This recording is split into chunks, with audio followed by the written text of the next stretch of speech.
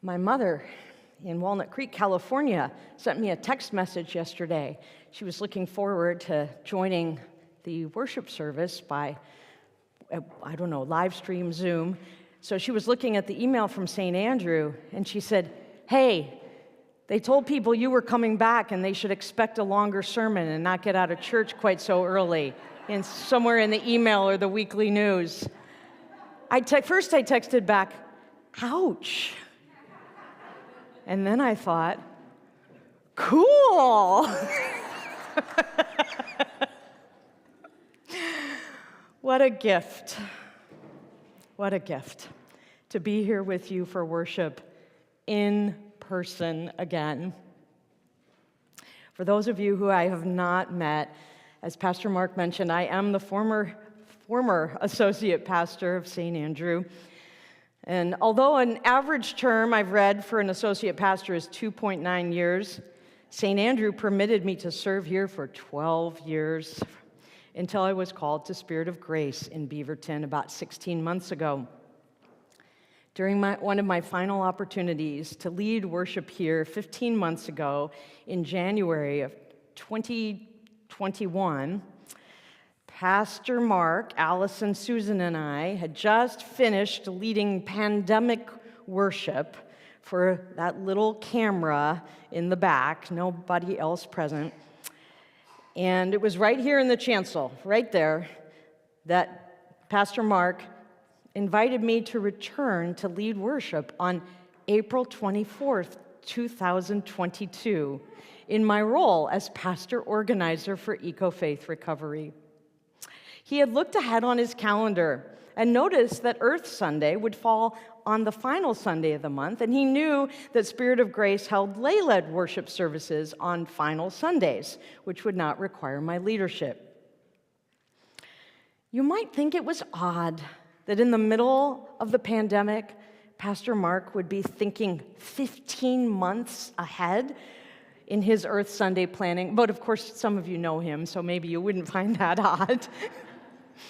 But in extending that invitation, he was actually offering a very creative response to a very deep grief. I had already confessed to him that after 12 years of ministry with St. Andrew, I had never imagined that I would be called to go elsewhere without ever getting to gather with you in the flesh, to preside for the Eucharist at your table, and to share hugs or handshakes or elbow bumps after the worship service. At that point in the pandemic, with COVID cases soaring and none of us having been vaccinated yet, 15 months seemed like a long ways off. But his generous invitation to have me come back in the future redeemed that grief-filled moment for me. It was a very creative response of grace and care and true kindness to me as a pastor ready to take my next step in ministry, but still grieving the community I was leaving. Although the myriad of transitions we have all needed to make during the pandemic have been hard on all of us, I can tell you that accepting the call to serve Spirit of Grace, Lutheran, Roman Catholic community, was the next right step for me. I am particularly enjoying serving as a Lutheran pastor to Roman Catholics. I didn't realize there were more Roman Catholics in that community than Lutherans. And I'm learning from them about things that Roman Catholics know a lot about, like contemplative prayer, Catholic social justice teaching, deep spirituality, reverence for the Eucharist, love of Franciscan spirituality, and how much these particular Roman Catholics hate patriarchy and hierarchy. St. Andrew equipped me really well for this next phase of leadership and ministry. Thank you again for that investment in me and the fruit I hope it is bearing in the wider church. I also want to thank you so much for your generous support of Eco-Faith Recovery over so many years. So many of you here have been faithful monthly givers or annual supporters of Eco-Faith. And many of you have participated in Eco-Faith's leadership development ministries. You're always welcome at our Thursday morning mutual mentoring gatherings on Zoom and anything else that Eco-Faith is up to. Your contributions of time and financial resources are making a big difference, whether you join us once a year or on a regular basis. For those of you who are not familiar with Eco-Faith, it is a community of volunteers from various faith traditions, many different Christian denominations, and some Jewish communities, sometimes Buddhists as well, and folks who are spiritual but not religious. We co-mentor one another in organizing our communities to take action for climate justice and racial justice. This year, my wife, Janet Parker, who's going to try to join us a little later this morning, was the volunteer Eco-Faith leader who initiated an Eco-Faith partnership with Elohe Indigenous Center for Earth Justice and its co-sustainers, Randy and Edith Woodley. Janet worked with 6 other Eco-Faith and Elohe leaders to produce a Lenten devotional companion to Randy Woodley's new book, Becoming Rooted: 100 Days of Reconnecting with Sacred Earth. Many Jewish and Christian communities did congregational book studies of Becoming Rooted, and almost 1,000 people used the Lenten devotional that Janet and 6 others wrote with their communities as a pilot run this year. The feedback has been strong, and we hope St. Andrew and many others might consider being among the 3,000 additional people we hope to engage in that Grounded Faith Lenten devotional for next year. The devotional, by the way, is the first thing that Eco-Faith Recovery has ever published. It says copyright Eco-Faith Recovery on the inside cover, and you could check it out at the Eco-Faith table in the Earth Fair today if you're interested. It's helpful for me to think back to Pastor Mark Brocker's creativity and imagination in inviting me to return at some distant future point in response to my deep grief 15 months ago, as I've been preparing to come join you for this Earth Sunday worship. Because if ever there were a time when we needed creativity and imagination, it is now, right? We face a seemingly impossible situation with the climate. On April 4th, the United Nations Intergovernmental Panel on Climate came out with a report saying we have now just 3 years to hit the peak global carbon emissions and make it start heading down in order to avoid the most absolutely catastrophic climate impacts. It can be helpful to remember that this is not the first time, though, that humans have faced catastrophe. The Kalapuya people, on whose land we gather today, experienced catastrophe when white settlers entered this land. African Americans experienced catastrophe and trauma when they were brought to this land against their will and enslaved. And prior to today's passage from the book of Jeremiah, the prophet has been telling the people over and over that catastrophe was coming. They needed to repent and change their ways before it was too late.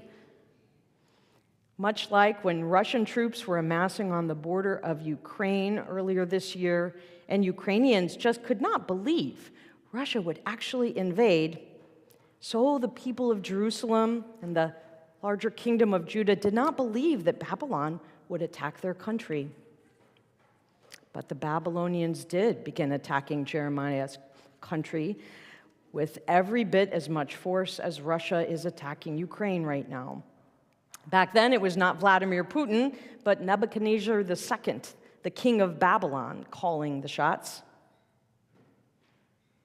Have you ever stopped to consider what you would have done if you were there and living through that kind of catastrophe? Or what would you have done if you lived in Ukraine when Russia began entering and bombarding the country Would you have headed for the train station to get to Poland? Take up arms to defend your country? Take cover in the basement of a theater and pray that you would survive? Run after your grandkids, scoop them up? Or would you gather up a bunch of money right then and buy a field as the invaders were coming in? That's what Jeremiah did. He heard God calling him to buy a field. And then he heard it again. And so he did. Jeremiah says, I gave the deed of purchase to Baruch, son of Neriah, son of Messiah, in the presence of my cousin Hanamel, in the presence of the witnesses who signed the deed of purchase, and in the presence of all the Judeans who were sitting in the court of the guard. For thus says the Lord of hosts, the God of Israel, houses and fields and vineyards shall again be bought in this land. This was a real transaction. It was a real public act, and it simultaneously functioned as a symbolic act that God would redeem the land and the people one day, even though it seemed at that moment impossible. Now, to be fair, Jeremiah was next of kin, a cousin to Hanamel, and therefore it should be Jeremiah's responsibility to redeem the land. That's how it worked.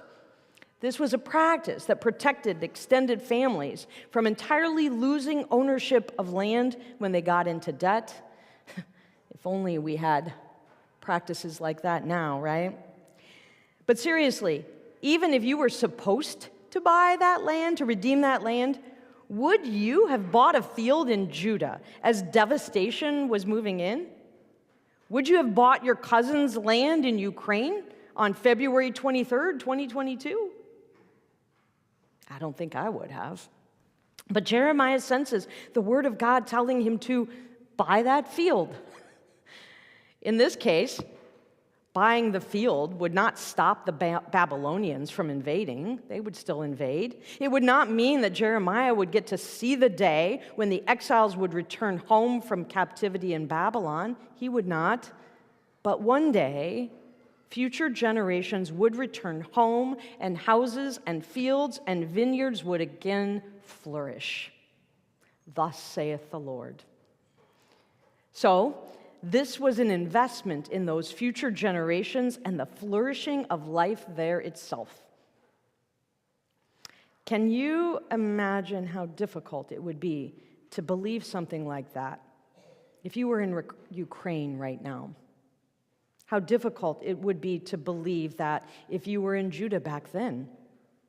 Still, the word of God comes and says, buy that field.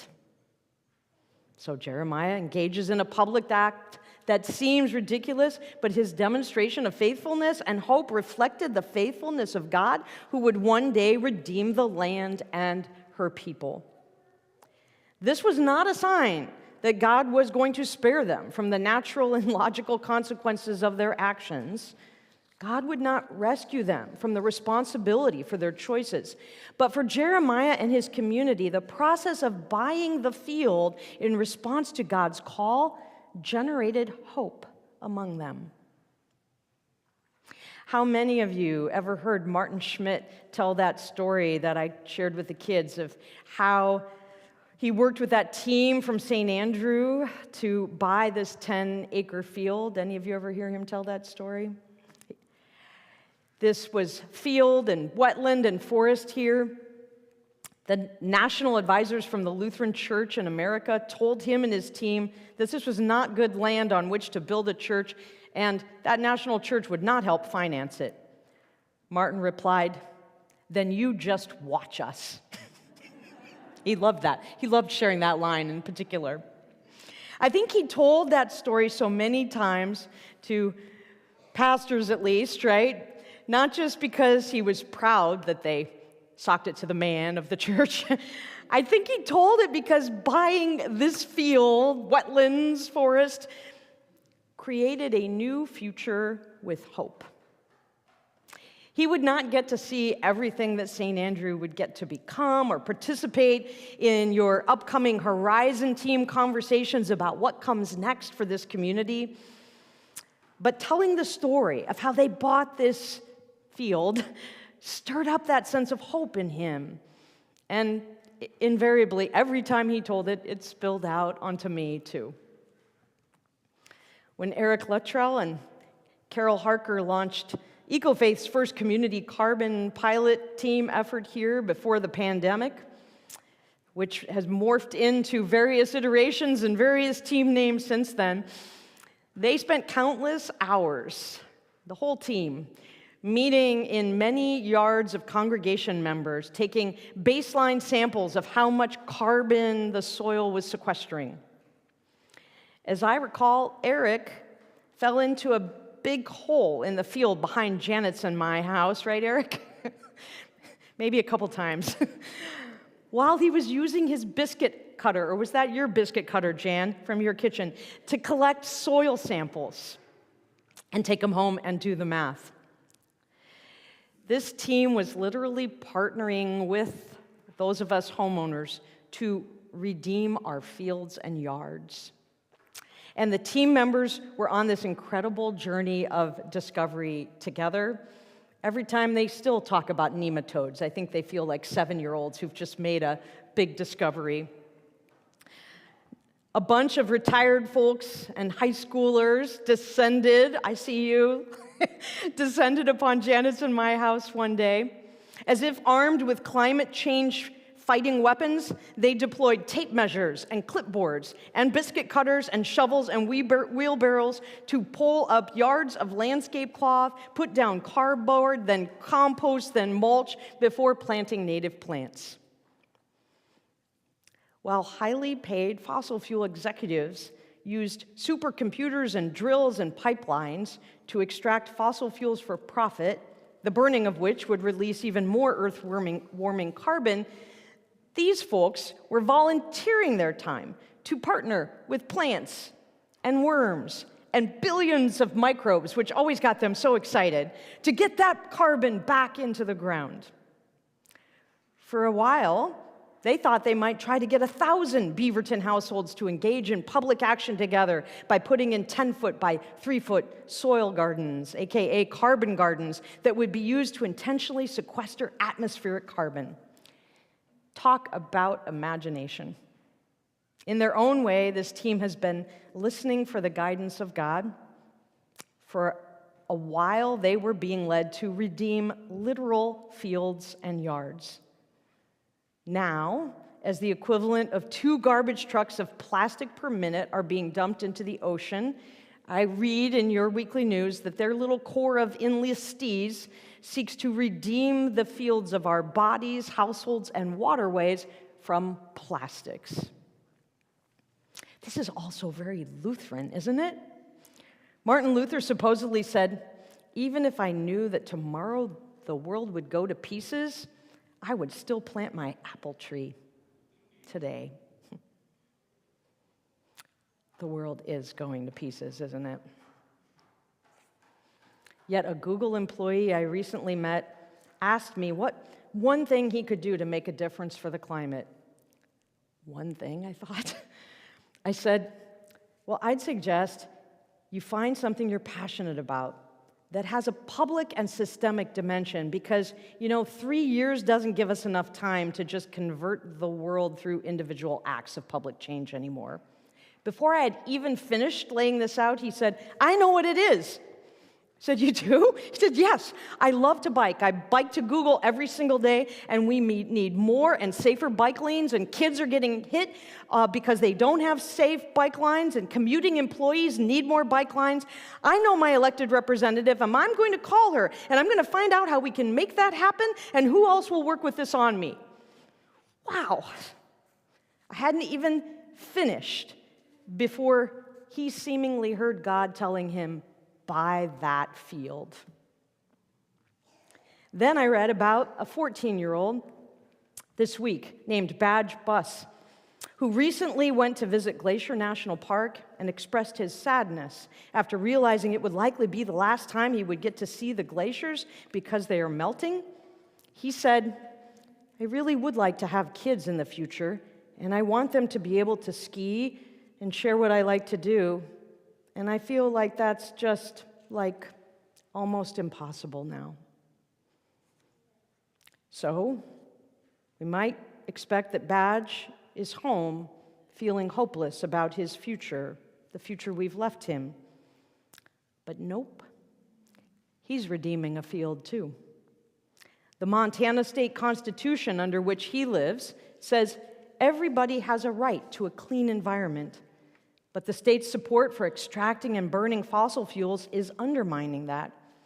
So, by February 2023, Badge, along with his 17-year-old brother and 14 other youth, will become the first kids in the country to take their climate change case to trial in hopes of forcing changes in policy where elected leaders have failed. Seeking the redemption of their right to a clean environment might seem futile, if not hopeless, but it is real public action that also holds symbolic meaning, right? Youth suing the state for the right to a healthy environment and a real future. Yes, many days it feels like everything is falling apart, even as God assures us that things are still coming together in ways we can't even imagine.